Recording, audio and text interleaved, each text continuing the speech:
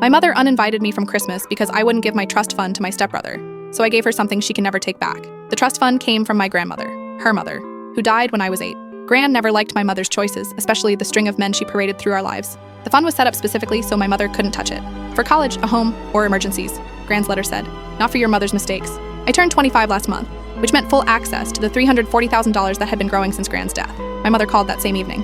Dex needs help with his business, she said without greeting. Gregory thinks investing in his food truck concept would be perfect for family bonding. Dex was 32, Gregory's son from his first marriage, and had already burned through 3 failed ventures. The last one involved imported furniture that turned out to be stolen. Gregory had bailed him out to avoid prosecution. That's my education fund, I said carefully. I'm starting my master's program in January. You can take out loans like everyone else, my mother snapped. Family comes first. Then why didn't Gran leave it to you? The line went silent. Then, you're being selfish.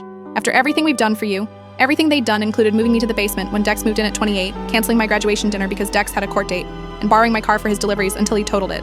I'd learned to document everything after the car incident. Texts, emails, recordings of conversations. Trust but verify became my survival strategy. 2 weeks before Christmas, my mother called again. We've decided you're not welcome at Christmas unless you reconsider, she said.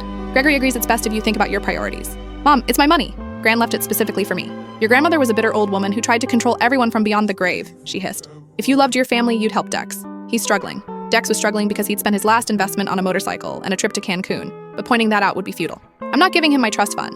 And don't bother coming for Christmas, she hung up. For 3 days, I felt guilty. Maybe I was being selfish. Then my aunt, my mother's sister, called.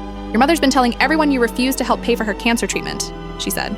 She's claiming that's why you're not coming to Christmas. My mother didn't have cancer. She had a history of lying when she didn't get her way. That's when I stopped feeling guilty and started planning. I contacted every family member with the truth. Screenshots of my mother demanding money for Dex's food truck, recordings of her threats, and Gran's trust documents showing the fund was legally mine alone. Then I drafted a letter and mailed copies to my mother, Gregory, and Dex. In it, I detailed every manipulative conversation, every lie she'd told family members, and every time she'd prioritized Gregory and Dex over me. I included the recording where she called her own mother bitter for protecting me financially. The final paragraph read, I'm donating $50,000 from my trust fund to the women's shelter in Gran's name, the same shelter that helped you leave Dad. I hope it helps someone whose family actually supports them. Merry Christmas. My mother called 14 times that day. I didn't answer. My aunt called instead. Half the family isn't going to Christmas now, she said, laughing.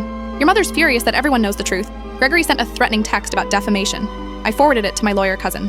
Dex, surprisingly, sent an apology. I knew she was pushing too hard. I'm sorry I let her. Christmas Day, I volunteered at the shelter I'd donated to. The director showed me the new beds and supplies my money had purchased. Your grandmother would be proud, she said. I smiled, thinking about Gran's letter. She'd known exactly what she was doing when she protected my future from my mother's present. My mother sent one final text. You've destroyed this family. I replied, no, I just stopped letting you.